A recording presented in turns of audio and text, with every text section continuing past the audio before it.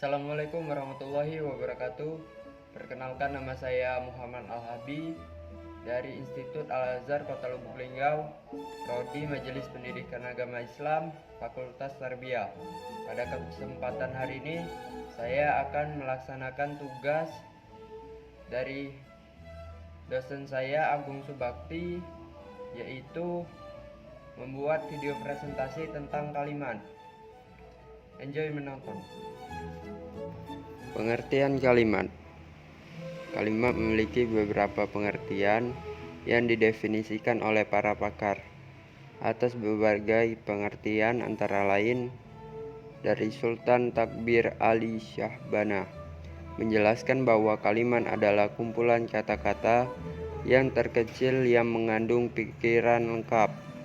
Dari Gorsi Krif mengemukakan bahwa kalimat adalah bagian ujaran yang didahului dan diikuti oleh kesenyapannya, sedangkan intonasinya menunjukkan bahwa bagian ujaran itu sudah lengkap.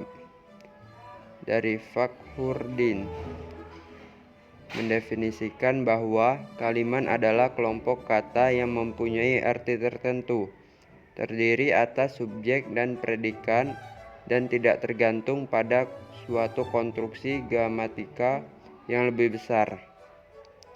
Jadi dapat teman-teman simpulkan bahwa kalimat adalah kumpulan kata-kata yang memiliki makna dan memiliki dua unsur, yaitu unsur S sebagai subjek dan unsur P sebagai predikat.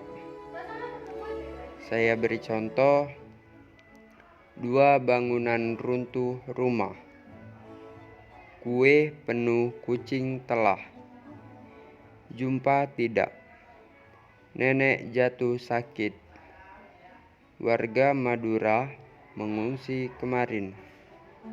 Joko Widodo berangkat lagi ke Australia. Dari ketiga contoh di atas 1-3 hanyalah merupakan kata-kata, bukan kalimat, karena ia tidak memiliki sebuah makna dalam kata-kata tersebut.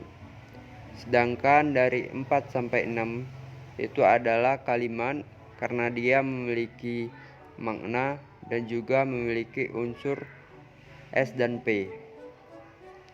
Pola dasar kalimat yang paling sederhana dalam bahasa Indonesia hanya mengandung 2 unsur, yaitu S dan P.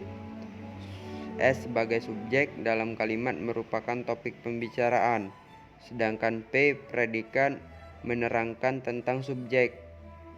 Namun kalimat kadang-kadang disertai dengan perlengkapan yang disebut juga dengan objek. Saya beri contoh: Andi Lala tertidur. Andi Lala menulis surat. Kalimat pertama hanya berpola S sebagai subjek dan P sebagai predikat saja, yaitu Andi dan Lala yang menjadi pokok pembicaraan atau subjek, dan tertidur yang menjelaskan pokok pembicaraan tadi atau predikat. Sedangkan pada kalimat kedua berpola subjek, predikat, dan objek, yaitu yang menjadi pokok pembicaraan adalah Andi dan Lala sebagai subjek, menulis sebagai berfungsi sebagai predikat, dan surat menjadi pelengkap kalimat tersebut atau objek. Kita lanjut. Kalimat tunggal. Kalimat tunggal adalah kalimat hanya mempunyai satu pola kalimat atau satu unsur, dan boleh diperluas asal perluasannya tidak membentuk pola baru. Hal ini berarti bahwa konstitusinya untuk tiap kalimat hanyalah merupakan satu kesatuan. Maka kalimat tunggal tidak selamanya dalam wujudnya yang pendek, tetapi dapat berujung panjang. Saya beri contoh lagi. Yusuf kala tersenyum. Andi dan Lola akan disekolahkan ke luar negeri. Wujud predikat kalimat tunggal dapat berupa frase nomina seperti pada kalimat berikut ini. Dia dosen kami. Kakak adalah pelaut. Kedua contoh kalimat di atas mempunyai predikat frase nomina.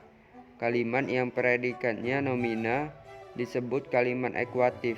Pada umumnya jenis kalimat ini urutannya adalah frase nomina.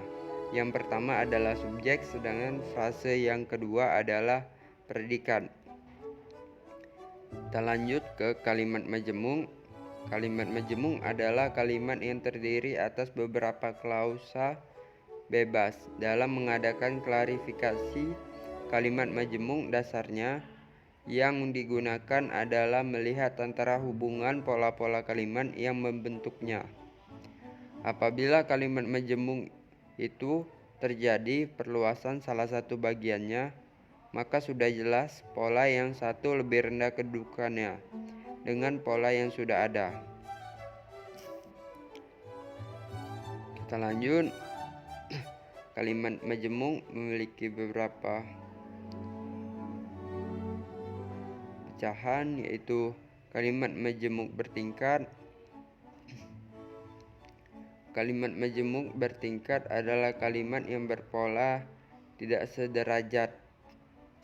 Salah satu polanya menduduki fungsi yang lebih tinggi daripada yang lain. Bagian yang lebih tinggi kedudukannya itu disebut induk kalimat. Sedangkan bagian yang lebih rendah kedudukannya disebut anak kalimat. Saya beri contoh, ia telah meninggal.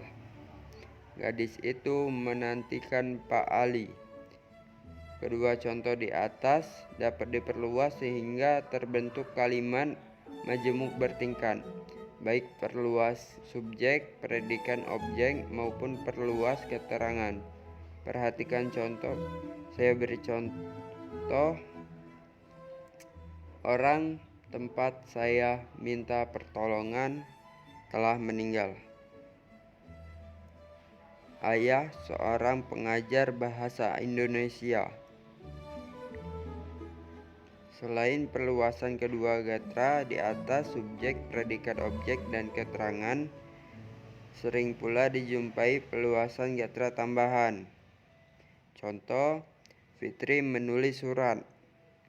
Diperluas menjadi Fitri menulis surat untuk temannya yang kuliah di Jakarta.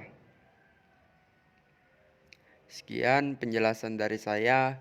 Saya harap teman-teman mengerti dari yang apa saya jelaskan tadi. Saya tutup. Wassalamualaikum warahmatullahi wabarakatuh.